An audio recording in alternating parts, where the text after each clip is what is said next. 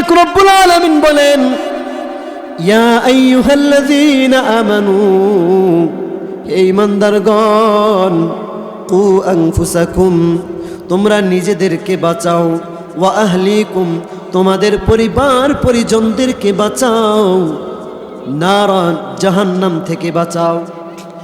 ইয়া আইয়ুহাল্লাযীনা আমানু কু আনফুসাকুম ওয়া আহলিকুম নারা, ওই জাহান্নাম থেকে বাঁচাও, জাহান্নাম থেকে বাঁচাও।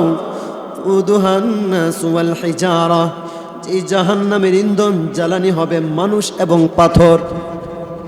উদুহান নাস ওয়াল হিজারা আলাইহা মালাইকাতুন গিলাযুন শিদাদুন লা ইয়াসুনাল্লাহা মা আমারাহুম ওয়া ইয়াফআলুনা মা ইউমারুন, এই জাহান্নামের মধ্যে ফেরেশতারা থাকবে কঠিন হৃদয়ের, কঠিন স্বভাবের, যাদের হৃদয়ে যাদের স্বভাব থাকবে কঠিন, তাদের কোনো দয়া মায়া থাকবে না। আলাইহা মালাইকাতুন গিলাযুন শিদাদুন লা ইয়াসুনাল্লাহা মা আমারাহুম, তাদেরকে যে আদেশ করা হবে, যেই কাজের নির্দেশ দেওয়া হবে, তারা ওই কাজের বেলায়, ওই কাজের ব্যাপারে আল্লাহ তাআলার অবাধ্য হবে না।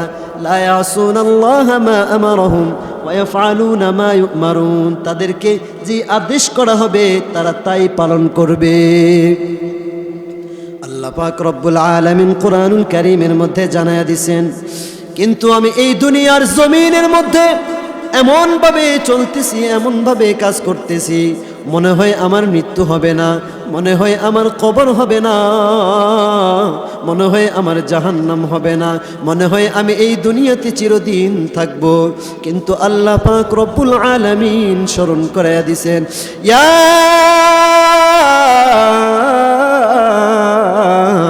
আইয়ুহাল্লাযীনা আমানু কু আনফুসাকুম ওয়া আহলিকুম নারা, আজকে আমরা জাহান্নামের দিকে দৌড়াইতেছি, আজকে আমরা জাহান্নামের দিকে দৌড়াইতেছি। কোরআনের মাহফিল চলে, কোরআনের মজলিস চলে, বলে যে ভাই চলো মাহফিলে, চলো মাহফিলে যাই, বলে না মাহফিলে যাব না, কোরআনের কথা শুনবো না। কেন শুনবো না? আজকে আমার খেলা আছে, আজকে আমার খেলার আয়োজন আছে, এই বলে বলে দেখে শুনি ওই বান্দাগুলো জাহান্নামের দিকে দৌড়াইতেছে। ও বান্দা, তুমি তোমাকে জাহান্নামের আগুন থেকে বাঁচাইতেছো কিনা? আল্লাহ পাক রব্বুল আলামিন বলেন, তুমি তোমাকে জাহান্নামের আগুন থেকে বাঁচাও। তুমি এই দুনিয়ার জমিনে থাকা অবস্থায় গুনাহ করো না, অন্যায় করো না, জুলুম করো না, পাপ কাজ করো না, গীবত শিকায়েত করো না, জেনা ব্যভিচার করো না, অন্যকে কষ্ট দিও না, অন্যের ধন সম্পদ তুমি নষ্ট করো না। তুমি এই সকল পাপাচার থেকে বিরত থেকে তোমাকে জাহান্নামের আগুন থেকে বাঁচাও। এরে পোড়া কপাল মুসলমান,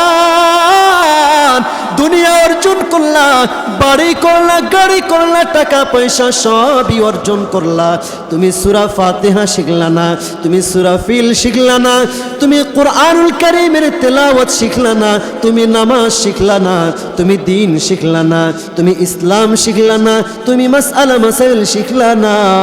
কি কারণে তোমাকে জাহান্নামের আগুনে জ্বলতে হবে তা তুমি জানলা না। কিন্তু তুমি দুনিয়ার পিছনে দৌড়াইতেছো, দুনিয়ার বাড়ি গাড়ির পেছনে দৌড়াইতেছো, হঠাৎ করে মালাকুল মউত উপস্থিত হয়ে যাবে, ডাক দিয়ে বলবে, ওরে অমুকের তমুক, আসো তোমার সময় হয়ে গেছে, এখন আর থাকার সময় নাই, তোমার বিদায় ঘন্টা বেজে গেছে। কিন্তু আমি আমার নিজেকেও জাহান্নামের আগুন থেকে বাঁচাইলাম না, আমি নিজেও গুনাহ থেকে বাঁচলাম না, আমি নিজেও নামাজ শিখলাম না, আমি কোরআন শিখলাম না, আমি সুদ থেকে বাঁচলাম না, আমি ঘুষ থেকে বাঁচলাম না, আমি জিনা ব্যভিচার থেকে বাঁচলাম না, আমি গুনাহের কাজ থেকে বাঁচলাম না। এরপরে আল্লাহ পাক রব্বুল আলামিন বলেন, তোমার পরিবার পরিজনদেরকেও বাঁচাও।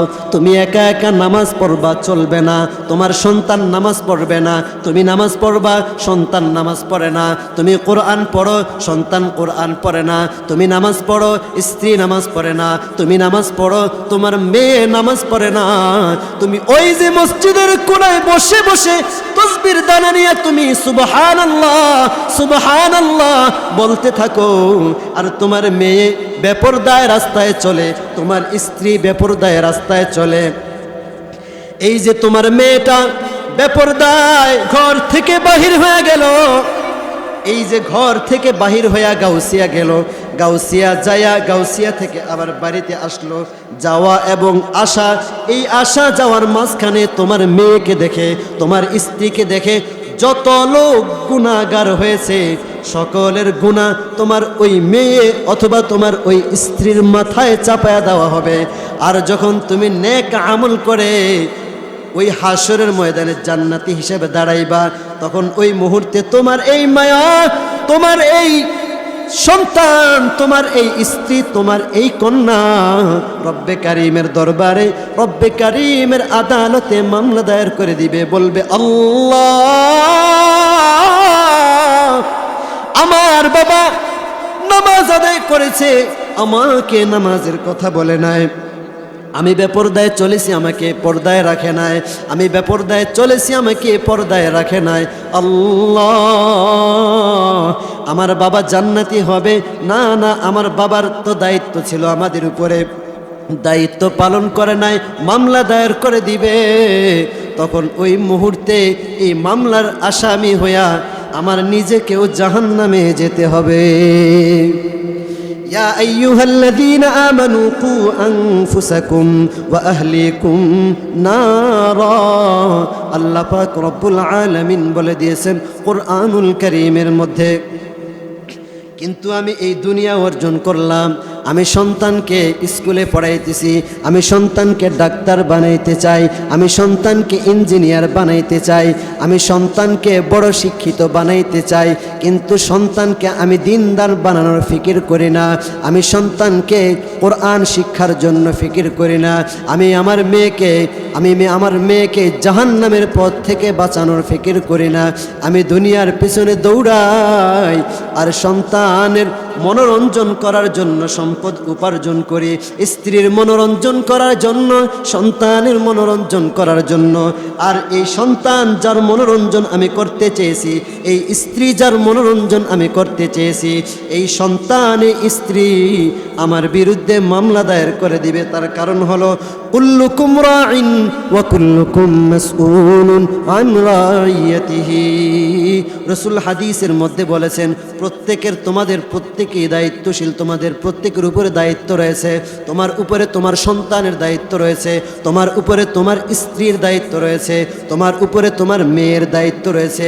স্ত্রী পর্দায় চলতেছে কিনা, সন্তান নামাজ পড়তেছে কিনা, মেয়ে পর্দায় চলতেছে কিনা, কোরআন পড়তেছে কিনা, কোরআন পড়তে পারে কিনা, এই প্রত্যেকটা দায়িত্ব সম্পর্কে আল্লাহ পাক রব্বুল আলামিন পাই টু পাই আমার কাছ থেকে হিসাব নিবেন, পাই টু পাই হিসাব নিবে।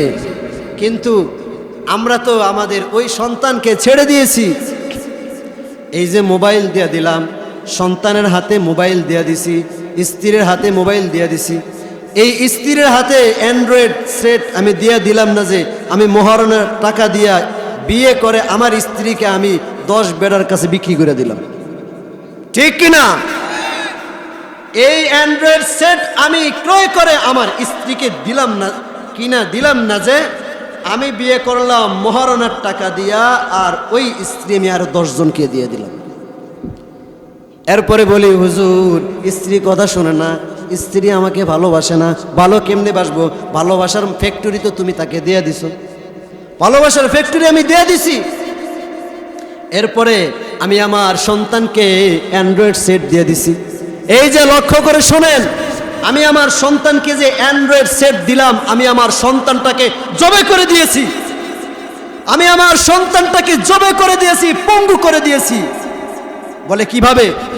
আপনি একেবারে ঠিক যখন রৌদ্রের তাপ থাকে, সূর্য যখন আকাশে থাকে, তখন সূর্যের দিকে আপনি তাকায়া দেখেন, কিছুক্ষণ তাকানোর পরে দেখবেন আপনার চোখ কাজ করে না, আপনার মাথা কাজ করে না, আপনার চোখ হ্যাং হয়ে গেছে, আপনার মাথা হ্যাং হয়ে গেছে।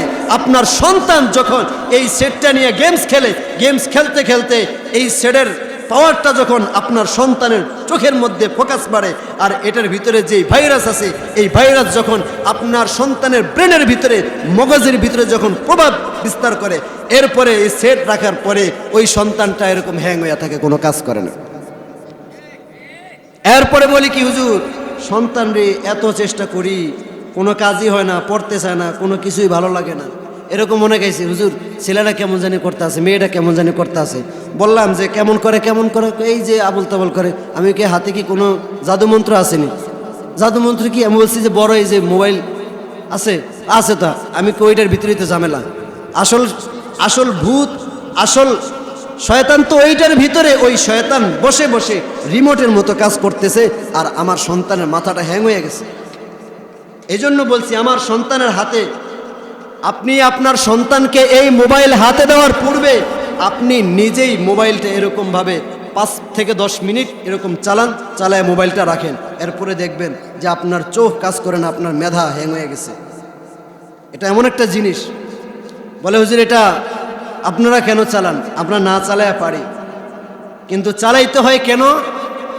এইটা দিয়ে যদি খোঁজখবর না রাখি, তাহলে জনসাধারণের বা বর্তমান সমাজের পরিস্থিতি, যে ছেলে সন্তানরা এই মোবাইলের দ্বারা কি হইতেছে, কি করতেছে, এগুলো জানতাম না।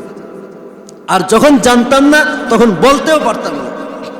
এই জন্য আল্লাহ পাক রব্বুল আলামিন বলেন, ইয়া আইয়ুহাল্লাযীনা আমানু কু আনফুসাকুম ওয়া আহলিকুম নারা, হে ঈমানদারগণ, তোমরা নিজেদেরকে জাহান্নামের আগুন থেকে বাঁচাও, তোমার আহাল পরিবার পরিজন ছেলে সন্তানদেরকেও জাহান্নামের আগুন থেকে বাঁচাও। কিন্তু আমি তো জাহান্নামের যত আসবাবপত্র আছে সব দিয়ে রাখছি। ঘরের মধ্যে স্ত্রীকে আমি টিভি দিয়ে রাখছি। স্পষ্টভাবে জেনে রাখেন, আমি এত তাওবা করি, এত দোয়া করি, আমার দোয়া কেন কবুল হয় না? আপনার ওই ঘর থেকে ওই টিভিটা আপনি যতক্ষণ পর্যন্ত বের না করবেন, ততক্ষণ পর্যন্ত আপনার একটা তাওবা কবুল হবে না। বলে হুজুর কেন তাওবা কবুল হবে না? আরে ভাই, তাওবার জন্য তো খাঁটি তাওবা করতে হবে, আর খাঁটি তাওবা করার জন্য তো আপনার গুনাহের সরঞ্জাম, গুনাহ পরিত্যাগ করার দৃঢ় প্রতিজ্ঞা করে গুনাহের সরঞ্জামাদি সব কিছু ত্যাগ করতে হবে। এখন আপনি ঘরের মধ্যে টিভি রাইখা হুজুরের নিয়া, ইমাম সাহেবের নিয়া দোয়া করবেন, তাওবা তিল্লা করবেন, ওরকম তাওবা মরণ পর্যন্ত করলেও একটা তাওবা কবুল হবে না। কারণ আমি তো খাঁটি তাওবার জন্য গুনাহের সরঞ্জাম আমি আমার ঘর থেকে বের করি নাই। এই জন্য টিভি যতক্ষণ পর্যন্ত আমার ঘরে থাকবে, রহমত আসবে না ঘরে, আমার তাওবা কবুল হবে না। বলে হুজুর খবর শুনি, খবর শোনার তো জিনিস, দেখার তো আর জিনিস না। আপনি শোনেন, খবরটা শোনেন, কানে শোনেন, চোখে দেখার কি প্রয়োজন? খবর দেখায় কারা?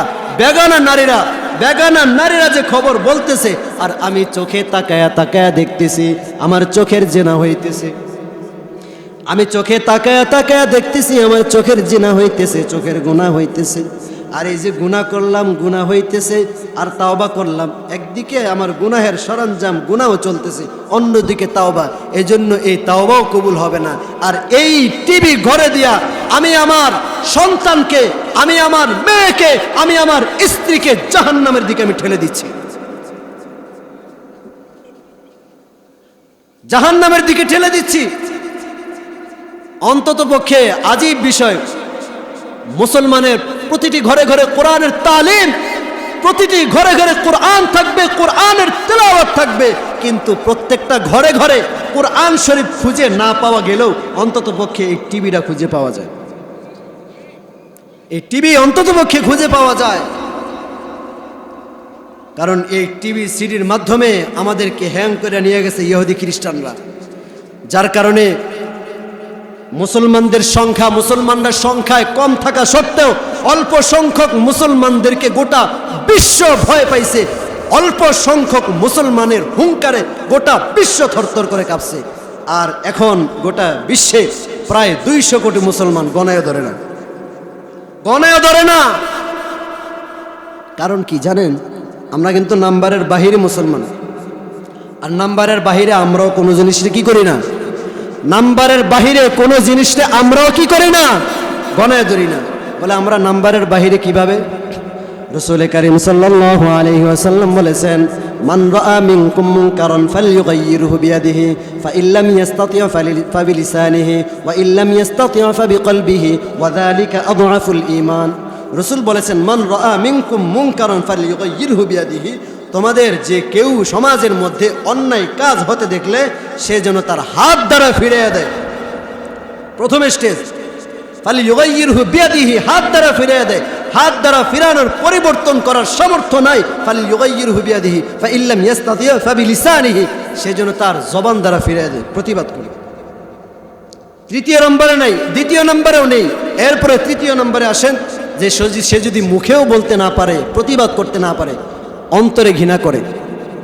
অন্তরে ঘৃণা করার মানে এই না যে আরে কাজটা অন্যায় কাজ করতেছে, দূর। অন্তরে ঘৃণা করার মানে হচ্ছে অন্তরে মনে মনে পরিকল্পনা করা, এই অন্যায় কাজকে পরিবর্তন করে ফিরিয়ে দিয়ে ন্যায় ইনসাফকে প্রতিষ্ঠা করার হিকমত, কলা, কৌশল খুঁজে বের করা।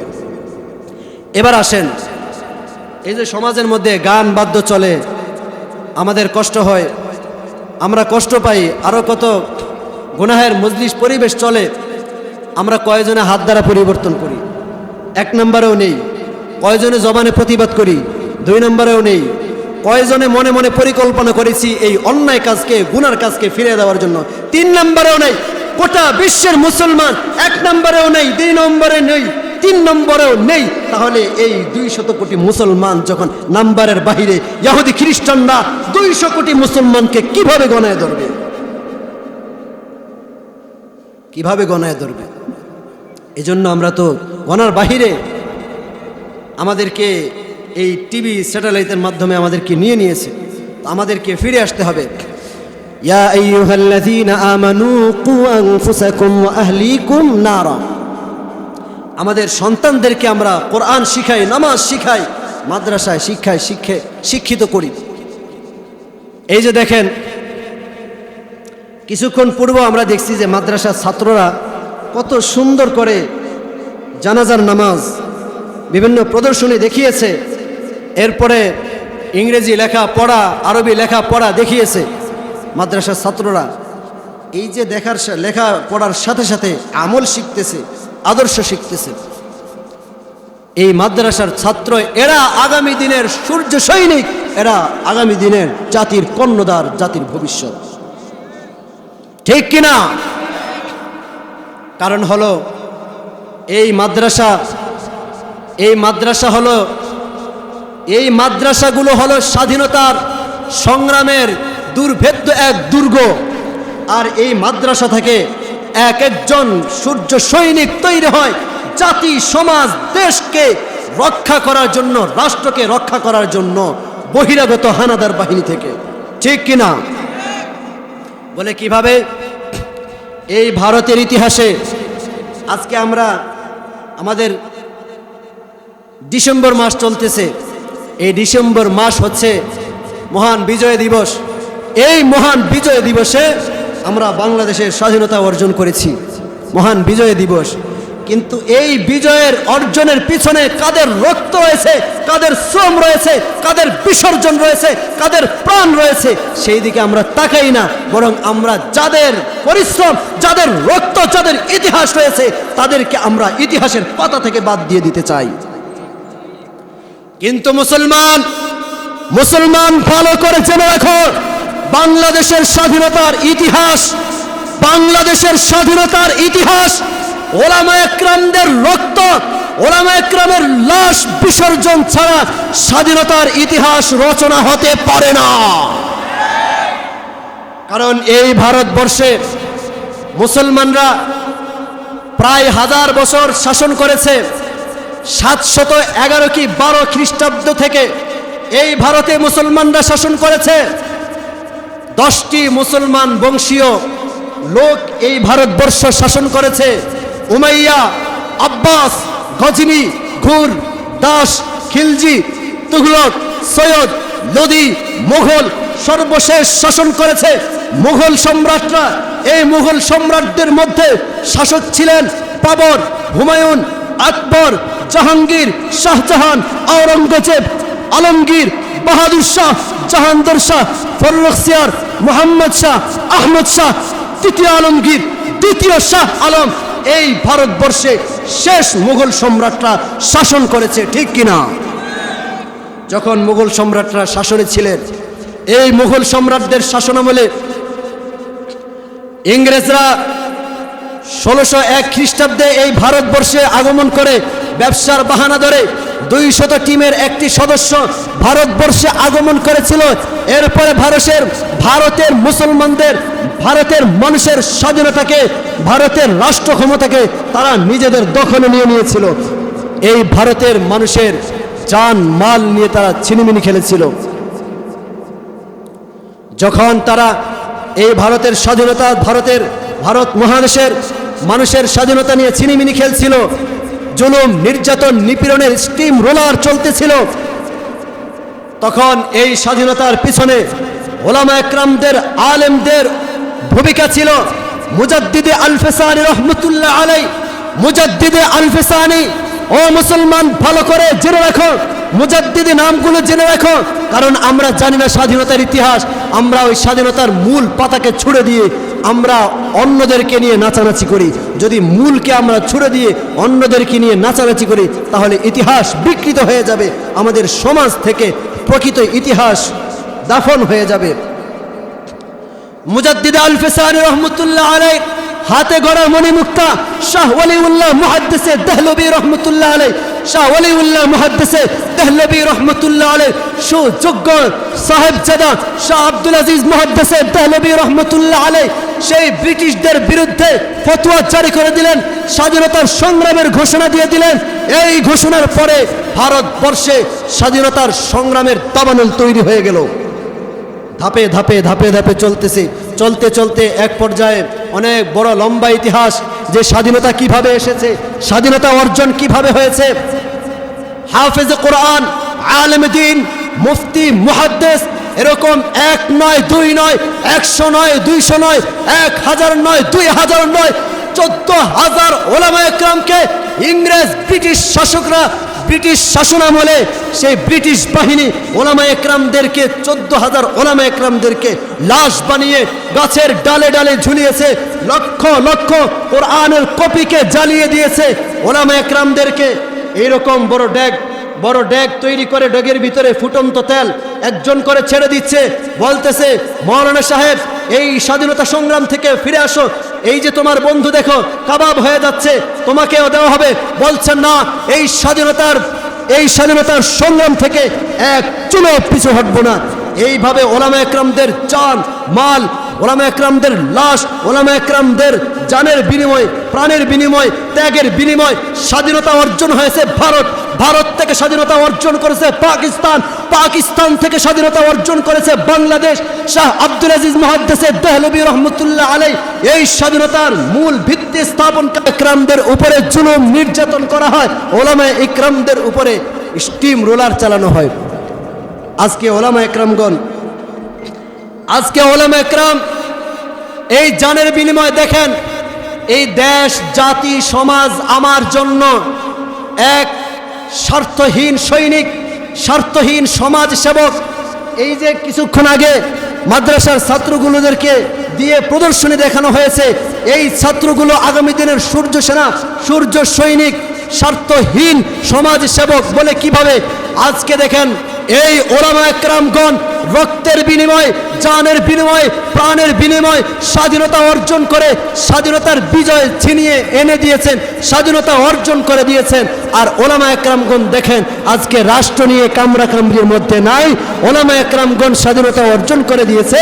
আমরা রাষ্ট্র নিয়ে কামড়াকামড়ি করে, মারামারি হানাহানি করে, সাধারণ মানুষের রক্ত নিয়ে, সাধারণ মানুষের লাশ নিয়ে আমরা খেলা করতেছি, ঠিক কিনা? তাহলে বোঝা গেল প্রকৃতপক্ষে জাতির সেবক কারা, প্রকৃতপক্ষে জাতির সেবক কারা? ওলামা একরাম। এই এরকম সমাজের, জাতির, রাষ্ট্রের স্বার্থহীন সমাজ সেবক তৈরি হয় এই মাদ্রাসাগুলো থেকে। আর আজকের এই মাহফিল যে মাদ্রাসার উদ্যোগে মারকাজুল কোরআন মদিনাতুল উলুম এই মাদ্রাসা এমন এক মাদ্রাসার সিলসিলা, যেই মাদ্রাসা ছিল ইংরেজ খেদাও ব্রিটিশ খেদাও আন্দোলনের এক দুর্ভেদ্য দুর্গ, ঠিক কিনা? তাহলে ওই মাদ্রাসারই একটা রুহানি প্রতিষ্ঠান। তাহলে যেই দুর্ভেদ্য দুর্গের উপর ভিত্তি করে ভারতের স্বাধীনতা অর্জন হয়েছে, অদূর ভবিষ্যতে আমাদের দেশ জাতি রক্ষার জন্য, আমাদের জান মাল ইজ্জত রক্ষার জন্য এরকম একটি দুর্গের আমাদের প্রয়োজন আছে কিনা? চিল্লে বলে আছে কিনা? তাহলে এরকম একটা দুর্গের যদি আমাদের প্রয়োজন হয়, এই দুর্গকে গড়ে তোলার দায়িত্ব কার? এই দুর্গ গড়ে তোলার দায়িত্ব কার? তাহলে এই দুর্গ গড়ে তোলার দায়িত্ব আমাদের। এই দুর্গ যেন আমাদের ভবিষ্যতে আমাদের জান মাল ইজ্জত রক্ষার জন্য দুর্গ হিসাবে কাজ করবে এবং সূর্য সৈনিক তৈরি হবে। এই মাদ্রাসা টিকিয়ে রাখার জন্য, দুর্গ গড়বার জন্য আমাদেরকেই কাজ করতে হবে। বলে কিভাবে? এই ভারতে লক্ষ লক্ষ মাদ্রাসা ছিল, এই ভারত মহাদেশে লক্ষ লক্ষ মাদ্রাসা ছিল। এই ইংরেজ ব্রিটিশরা যখন এই দেশে আগমন করেছে, তাদের পথের কাটা, গলার কাটা হয়ে দাঁড়িয়েছিল মাদ্রাসা। তারা মাদ্রাসাগুলোকে কৌশলে বন্ধ করে দিয়েছে, বন্ধ করে দেওয়ার পর এরপরে লম্বা ইতিহাস, এই মাদ্রাসা আবার প্রতিষ্ঠিত হয়েছে দারুল উলুম দেওবন্দ মাদ্রাসা। কারণ তখন প্রত্যেকটা মাদ্রাসার আলাদা আলাদা পৃথক পৃথক ব্যক্তিগত অপ্রকৃত সম্পত্তি ছিল, যে অপ্রকৃত সম্পত্তির উপরে প্রতিষ্ঠান চলত। কিন্তু ওই ধারায় আর মাদ্রাসা রাখা হয় না, কারণ যেই সরকার আসেই সেই সরকারই ওই মাদ্রাসাগুলোর উপরে হাত দেওয়ার চেষ্টা করে, হাত দেয়। যার কারণে এই মদিনাতুল উলুম কওমি মাদ্রাসা, মারকাজুল কোরআন, এরকম হাজার মাদ্রাসা বাংলাদেশের মধ্যে প্রতিষ্ঠিত হয়েছে ওই ধারায়। যেই দারুল উলুম দেওবন্দ প্রতিষ্ঠিত হয়েছে জনসাধারণের মুসলিম জনগণকে সাথে নিয়ে কওম জাতি কওমি মাদ্রাসা হিসেবে প্রতিষ্ঠিত হয়েছে, যাতে করে দেশের সরকার পরিবর্তন হবে, রাষ্ট্র ক্ষমতা পরিবর্তন হবে, দল পরিবর্তন হবে, সব কিছু পরিবর্তন হবে, কিন্তু কোনো দুঃসাহস, কোনো শক্তি এই মাদ্রাসাগুলোর উপরে হাত দিতে পারবে না। কারণ এই মাদ্রাসা কোনো সরকারের নয়, এই মাদ্রাসা কোনো দলের নয়, এই মাদ্রাসা মুসলিম কওম, মুসলিম জাতির কওম মাদ্রাসা হিসেবে এই মাদ্রাসাগুলোকে এমনইভাবে প্রতিষ্ঠিত করে আমাদের হাতে তুলে দিয়েছে। এই মাদ্রাসা আমাদেরকেই ধরে রাখতে হবে, আর যখন আমাদের হাতে থাকবে তখন এই মাদ্রাসার উপরে আর চিল শকুন উঠতে পারবে না, ঠিক কিনা?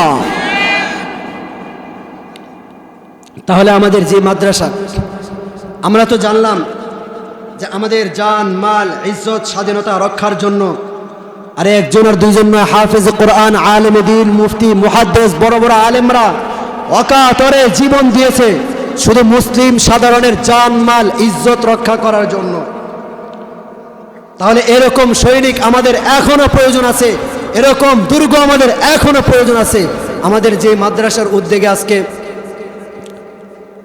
মাহফিল হইতেছে, এই মাদ্রাসাটা যেন ওরকম একটা শক্তিশালী দুর্গ হিসেবে জাতির জন্য, রাষ্ট্রের জন্য, সমাজের জন্য স্বার্থহীনভাবে পরাশক্তির বিরুদ্ধে, পরাশক্তি যেন হানা দিতে না পারে, এরকম একটা দুর্গ হিসাবে গড়ে তোলার জন্য আমাদেরকে এগিয়ে আসতে হবে।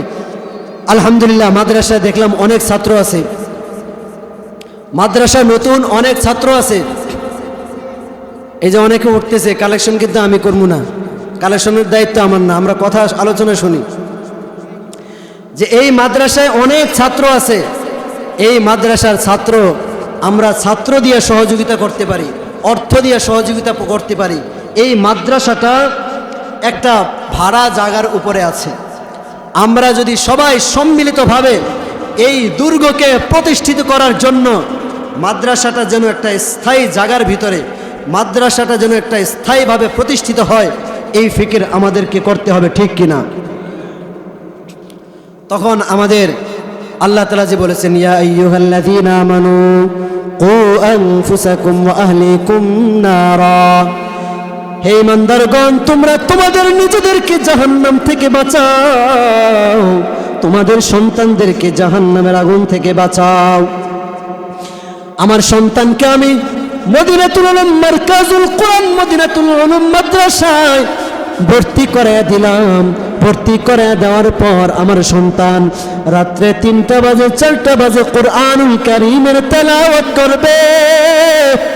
আল্লাহ পাক রব্বুল আলামিন ফেরেশতাদেরকে দেখায়া বলবেন, ও আমার ফেরেশতারা, ওই যে দেখো, ওই যে দেখো, আব্দুর রহিম আব্দুল করিমের সন্তান অমুক আর তমুক মারকাজুল কোরআন মদিনাতুল উলুম মাদ্রাসায় বসে বসে রাতের গভীরে যখন সবাই ঘুমিয়ে রয়েছে, ওই যে দেখো তাহাজ্জুদের নামাজ আদায় করতেছে, কোরআনুল কারীমের তেলাওয়াত করতেছে, আমার কাছে মুনাজাত দিচ্ছে।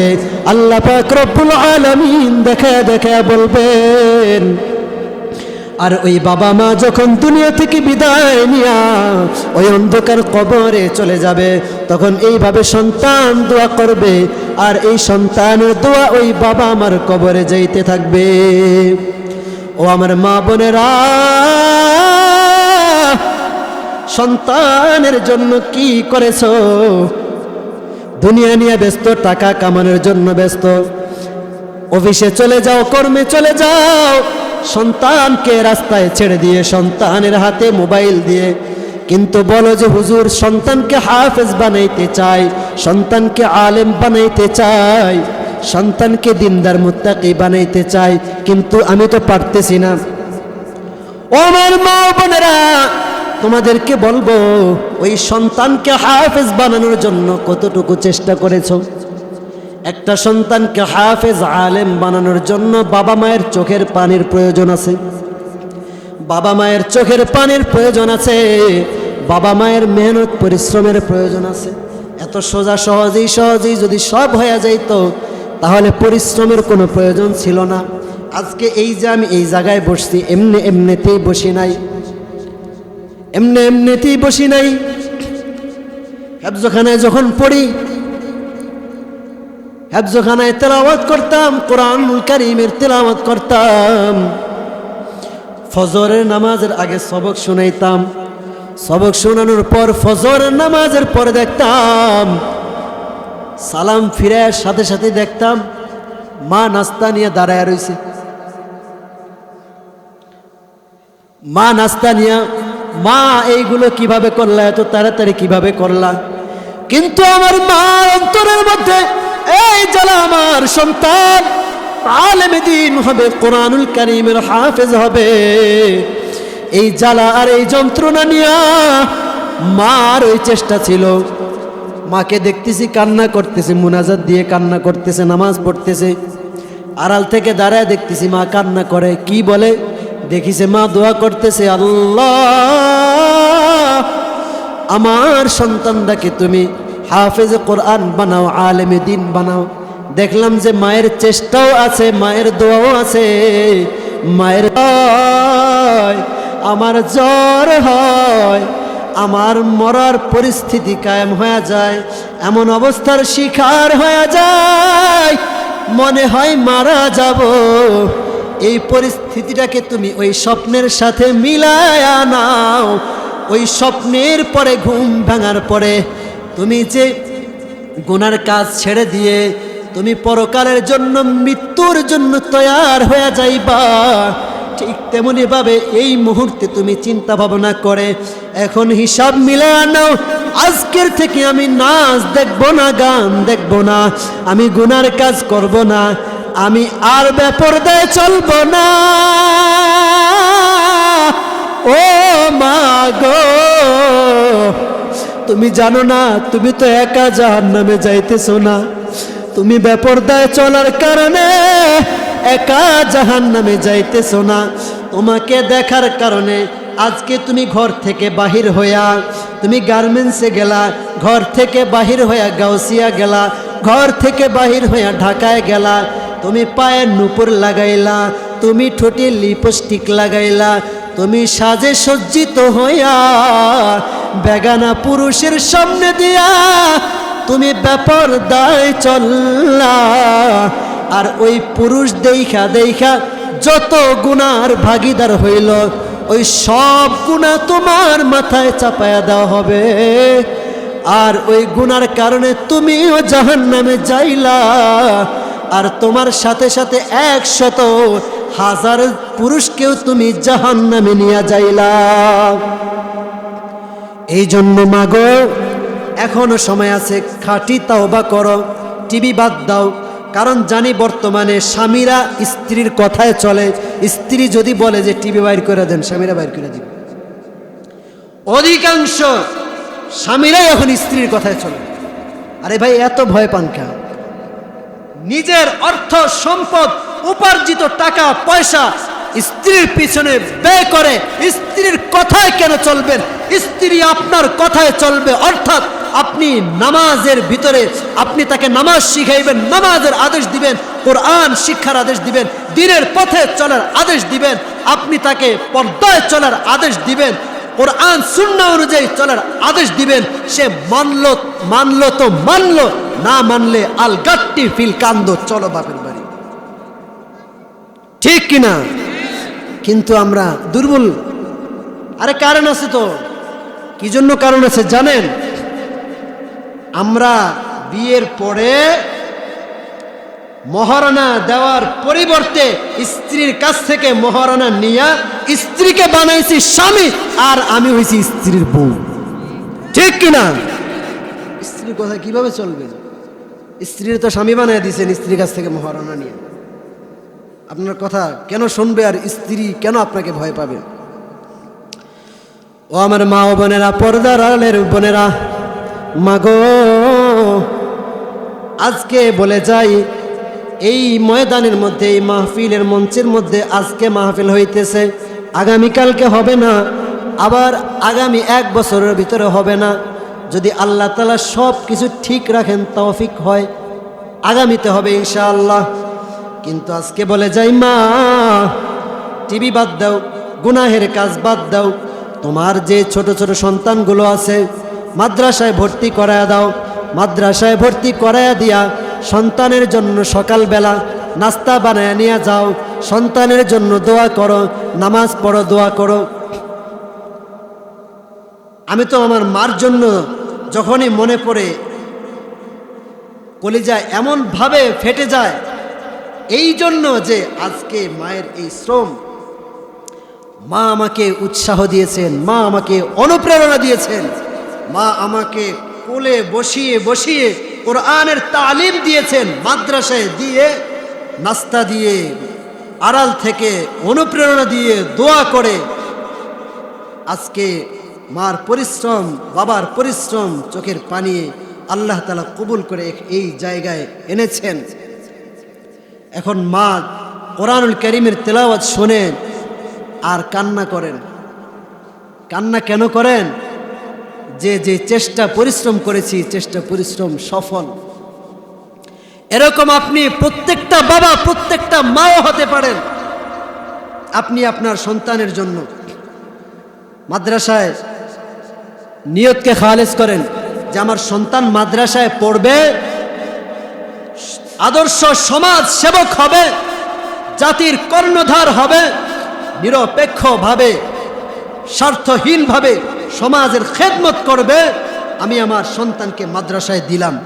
আপনার সন্তানকে মাদ্রাসায়, এই যে আমাদের মাদ্রাসার মুহতামিম সাহেব অনেক পরিশ্রম করেন মাদ্রাসা নিয়ে, যেভাবে ছাত্রদেরকে গড়ে তুলেছেন, যেভাবে ছাত্রদেরকে গড়াইতেছেন, আমরা তো দেখলামই যে আমি আমার সন্তানকে যদি মাদ্রাসায় ভর্তি করে দেই, আমার সন্তান বাংলাও শিখলো, আমার সন্তান ইংলিশও শিখলো, আমার সন্তান অঙ্কও শিখলো, আমার সন্তান কোরআনও শিখলো, আমার সন্তান নামাজি হইল, আমার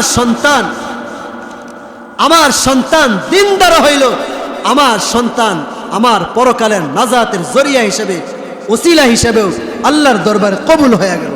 ঠিক কিনা? আচ্ছা বলেন তো, এই যে বর্তমানে আমরা অনেকে আমাদের সন্তানদেরকে আলহামদুলিল্লাহ ইদানিং আমরা মাদ্রাসায় মুখী হইতেছি, কারণ আমরা দেখতেছি যে আমাদের দৃষ্টিভঙ্গি পাল্টে যাইতেছে, যে সন্তানকে দুনিয়ার লোভে উচ্চ শিক্ষায় শিক্ষিত করলে মান সম্মান ইজ্জত কিছুই নাই, যদি নিয়ত খালেস থাকে তাহলে মাদ্রাসা শিক্ষায়, কোরআনী শিক্ষায়, এই ছোট্ট একটা ভাঙ্গা প্রতিষ্ঠান থেকে আপনার সন্তান গড়ে উঠবে, আর আপনার সন্তান গোটা বিশ্বব্যাপী মাথা উঁচু করে দাঁড়াবে, সূর্যের মতো চমকাইতে থাকবে, হেলিকপ্টার দিয়ে ঘুরতে থাকবে, দেশের মানুষ জাতি মুসলিম সাধারণ তাদেরকে মাথার মুকুটের মতো ব্যবহার করবে, আপনিও তাদের সাথে সাথে দামি হয়ে যাবেন, ঠিক কিনা? আজকে দেখেন, একদিকে এক ভাই মাদ্রাসায় পড়ে, আরেক ভাই স্কুল কলেজে পড়ে। স্কুল কলেজে পড়ে ম্যাজিস্ট্রেট হয়েছে, ইঞ্জিনিয়ার হয়েছে, ব্যারিস্টার হয়েছে, কিন্তু আপনি মারা গেছেন। মারা যাওয়ার পরে আপনার জানাজার নামাজ ওই যে সন্তানকে আপনি বড় ব্যারিস্টার, ম্যাজিস্ট্রেট, ইঞ্জিনিয়ার আপনি বানাইলেন, ওই ম্যাজিস্ট্রেট আর ব্যারিস্টারে তখন আপনার ওই মুহূর্তে চলবে না। তখন আপনি আপনার মেধাহীন ছাত্রটা মাদ্রাসায় কোনটারে দেয় জানবেন নি? যেটার মেধা দুর্বল, কানা লুলা, যেটা চলে না ওইটারে মাদ্রাসায় দেয়, আর যেটা একটু মেধামুদা ভালো ওইটারে উচ্চ শিক্ষায় শিক্ষিত করার জন্য দেয়। তখন ওই মুহূর্তে আপনার ওই সন্তানটাই আপনার জানাজার নামাজের জন্য দাঁড়াবে, ঠিক কিনা? শোনো শোনো শোনো ওহে মুমিন মুসলমান, শোনো শোনো শোনো ওহে মুমিন মুসলমান, ছেলে মেয়ে যাকে আল্লাহ করিয়াছে দান। শোনো শোনো শোনো ওহে মুমিন মুসলমান, শোনো শোনো শোনো ওহে মুমিন মুসলমান, ছেলে মেয়ে যাকে আল্লাহ করিয়াছে দান। এই দুনিয়ায় শিখাও তাদের হাদিস ও কোরআন, এই দুনিয়ায় শিখাও তাদের হাদিস ও কোরআন, না হয় তোমার কপালেতে আছে জাহান্নাম, ঠিক কিনা? বলে কিভাবে জাহান্নাম আছে? আজকে আমার সন্তানকে আমি স্কুলে দিলাম, আমার সন্তান যখন নামাজ শিখবে, আমার সন্তান যখন কোরআন তেলাওয়াত সহি শুদ্ধ করবে, আমার সন্তান যখন ওযু শিখবে, আমার সন্তান যখন কালেমা সহি শুদ্ধভাবে পড়তে শিখবে, আমার সন্তানের যখন দৃষ্টিভঙ্গি গড়ার সময়, আমার সন্তান যখন গড়ার সময়, এমন সময় আমি স্কুলে দিয়ে দিলাম, আর আমার সন্তান কালেমাও শিখলো না, নামাজও শিখলো না, ওযুও শিখলো না, কোরআন তেলাওয়াতও শিখলো না। এখন আমার সন্তান উচ্চ শিক্ষায় শিক্ষিত হইল, আমার সন্তান হইল নাস্তিক, আমার সন্তান হইল মুরতাদ, আর ওই উচ্চ শিক্ষায় শিক্ষিত করে সন্তানকেও আমি জাহান্নামে পাঠাইলাম, আর আমি নিজেও জাহান্নামের ভাগীদার হয়ে গেলাম। আরে ভাই, সন্তানকে ইঞ্জিনিয়ার বানান, ডাক্তার বানান, ব্যারিস্টার বানান, না নাই, সন্তান যখন গড়ে উঠবে, সন্তানের যখন দৃষ্টিভঙ্গি গড়ে ওঠে, তখনই আপনি আপনার সন্তানকে প্রাথমিক শিক্ষাটাকে আপনি এই মাদ্রাসা থেকে দেন। বলে এর দ্বারা দিলে কি হবে? সকালে খালি পেটে সর্বপ্রথম বিরিয়ানি খাইলেন, সর্বপ্রথম বিরিয়ানি খাওয়ার পরে আপনি সারাদিন যত খাদ্য খাবারই খাইবেন, সব খাদ্য খাবারের গ্রানকে ভেদ কইরা আপনি সর্বপ্রথম যে বিরিয়ানি খাইছেন, এই বিরিয়ানির গ্রানটাই সব গ্রানকে ভেদ করে বিরিয়ানির গ্রান আসবে, ঠিক কিনা? এই জন্য আপনি যদি আপনার সন্তানকে ছোটবেলায় প্রাথমিক শিক্ষাটাকে মাদ্রাসায় দেন, কোরআনী শিক্ষায় শিক্ষিত করেন, আপনার সন্তান কোরআনী শিক্ষার সাথে, দ্বীন শিক্ষার সাথে সাথে বাংলাও পাইতেছে, ইংলিশও পাইতেছে, অঙ্কও পাইতেছে, আর দ্বীন শিক্ষাও পাইতেছে। পাওয়ার পরে, প্রাথমিক শিক্ষা অর্জন করার পরে আপনি যখন আপনার সন্তানকে স্কুল কলেজে দিলেন, দেওয়ার পরে ওই নাস্তিক মুরতাদ যত আলিয়া আর গন্ডায় গন্ডায় বস্তায় বস্তায় আসবে, ওই বিরানির মতো সব ভেদ কইরা চুরমার কইরা দিয়া এই দ্বীন ইসলামের শিক্ষাকে বের করে দিয়েই দ্বীনি শিক্ষা আর কোরআনের সুঘ্রাণ গোটা দেশব্যাপী ছড়াইয়া দিবে, ঠিক কিনা? এই জন্য এই মাদ্রাসা শিক্ষা অতি গুরুত্বপূর্ণ আমার সন্তানের জন্য। আমি মনে করি যে মাদ্রাসায় বাংলা অঙ্ক ইংরেজি কিছুই পড়ায় না, কেন দিব? ওই দিন ভুলে যান। এখন মাদ্রাসায় বাংলা অঙ্ক ইংরেজি যতটা ভালোভাবে পড়ানো হয়, আমি যতটুকু দেখছি, যতটুকু জানি, যে আমাদের ওই নুরানির ছাত্রের বাংলা হাতের লেখার সাথে আইএ বিএর ছাত্ররাও পারবে না। এটা চ্যালেঞ্জ করতে পারি, আত্মবিশ্বাসের সাথে চ্যালেঞ্জ করতে পারি যে নুরানির একটা ছাত্রের বাংলা লেখার সাথেও আইএ বিএর ছাত্র পারবে না। তার কারণ কি জানেন? এই যে আমাদের মাদ্রাসায় আমাদের ওলামা একরামগণ, যে বলেছি স্বার্থহীনভাবে, আরে মিয়া বেতন কয় টাকা, 5,000 10,000 টাকা এই জমানায় কি চলে? বেতনের দিকে তাকান না, এই দুনিয়ার দিকে প্রক্ষেপ করেন না, লক্ষ্য করেন না। নিজের সব কিছু বিলীন করে দিয়ে আপনার সন্তানের পিছনে পরিশ্রম করে 24টা ঘন্টা মেহনত করে ধরে ধরে ধরে ধরে কাগজে কলমে স্লেটে ব্ল্যাক বোর্ডে ধৈরা এভাবে গইরা দেয়। কিন্তু আপনি যে স্কুলে সন্তানকে দিলেন, ও কিছুক্ষণ ফেসবুক চালায়, কিছুক্ষণ ইমো চালায়, কিছুক্ষণ ক্রিকেট খেলে, সব জগা খিচুড়ি বানায়া এরপরে ক্লাসে যায় সরে ও চিনে না, সরে ওর জায়গায় লাল লাল বড় বড় বল দেখে। যখন বল দেখলো, এই যে দেখেন আমাদেরকে কোন জায়গায় পৌঁছায় দেয়।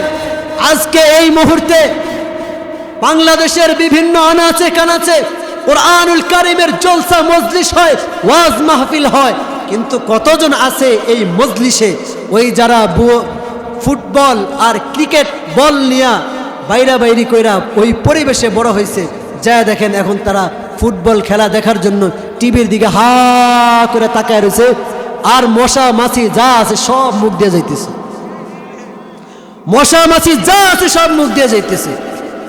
আজীব বিষয়। আরে আগের পরিবেশটা কোথায়? আফসোস, হায় আফসোস, আগের পরিবেশটা কোথায়?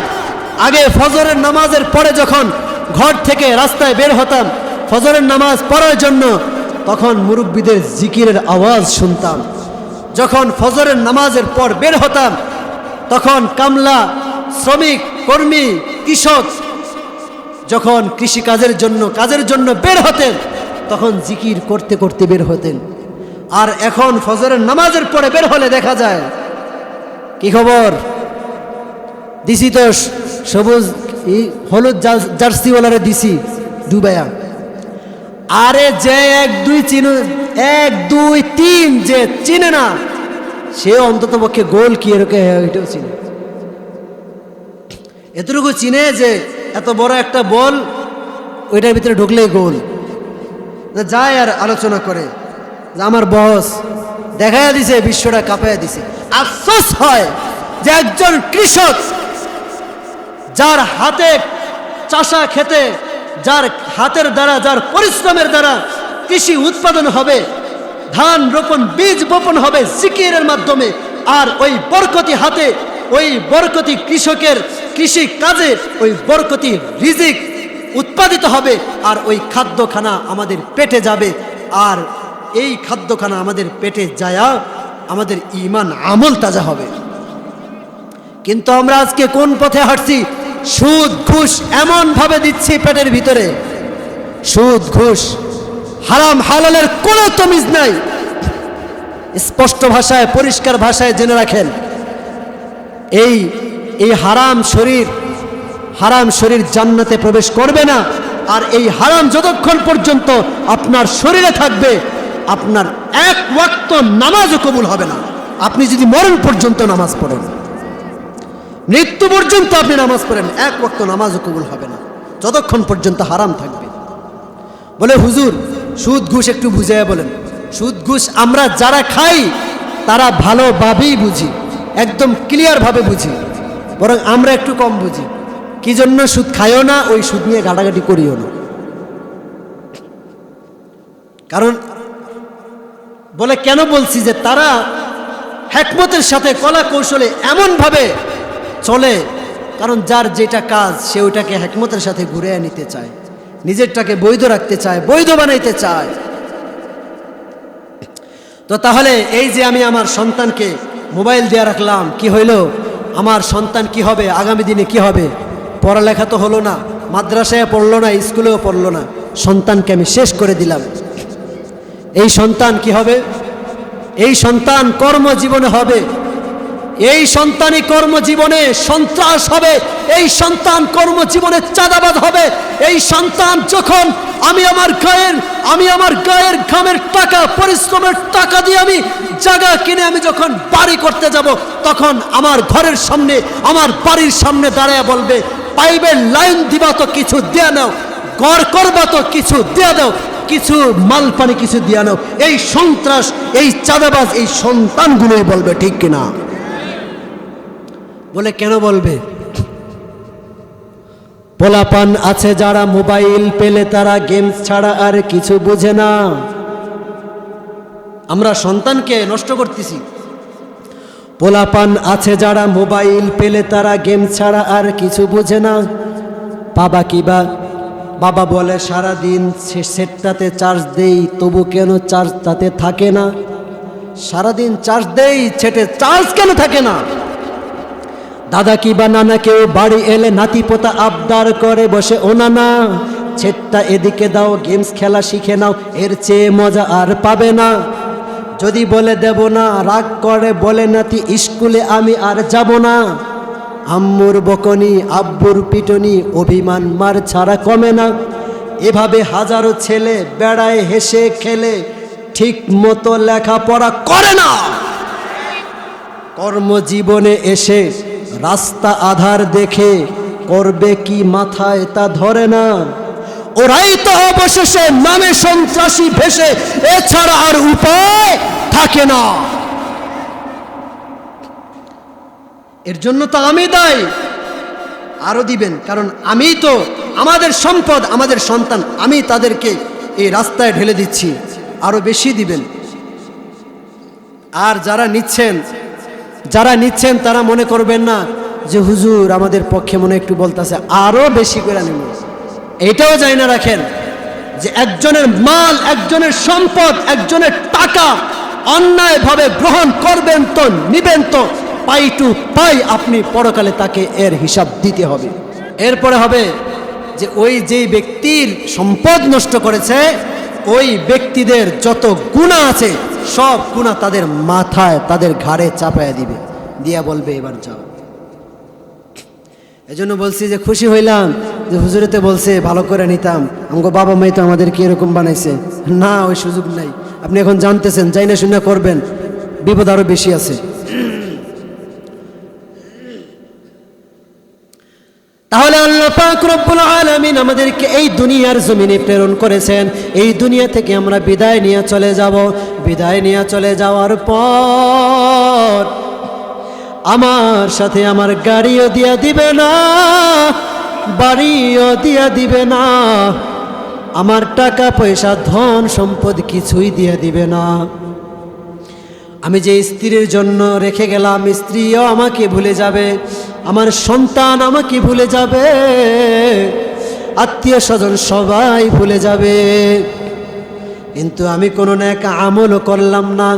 এই দুনিয়া থেকে বিদায় নেওয়ার পর আমি যে নেক আমল করলাম না, আমি ওই কবরের মধ্যে, আমি ওই অন্ধকার কবরের মধ্যে আমার নেক কামানোর সুযোগও থাকবে না। কিন্তু রাসূল করিম সাল্লাল্লাহু আলাইহি ওয়াসাল্লাম হাদিস শরীফের মধ্যে বলেন, এমন তিনটা রাস্তা রয়েছে, যদি কোনো ব্যক্তি এই তিনটা রাস্তা, এমন তিনটা পথ খুলে যেতে পারে, তাহলে ওই তিন পথে, তিন রাস্তায় মৃত ব্যক্তির আমলনামায় নেকি যাইতে থাকে। ইযা মাতাল ইনসান ইনকাতা আনহু আমালুহু ইল্লা মিন সালাসাতিন। এই তিনটা পথ, একটা হচ্ছে সদকা জারিয়া, আরেকটা হচ্ছে দ্বীনি মাদ্রাসা মসজিদ নির্মাণ করা, আরেকটা হচ্ছে নেককার সন্তান তৈরি করে রেখে যাওয়া। আমি দুনিয়া থেকে চলে গেলাম, আমি যদি আমার সন্তানকে হাফেজ বানায়া যাই, আমার সন্তান কোরআন তেলাওয়াত করবে, আমার আমল নামায় যাইতে থাকবে, কিন্তু সন্তান মারা গেল, এরপরে ওই সন্তান যত সন্তানদেরকে হাফেজ বানাবে এইভাবে চলতে থাকবে, সন্তান পর্যন্ত সীমাবদ্ধ শেষ।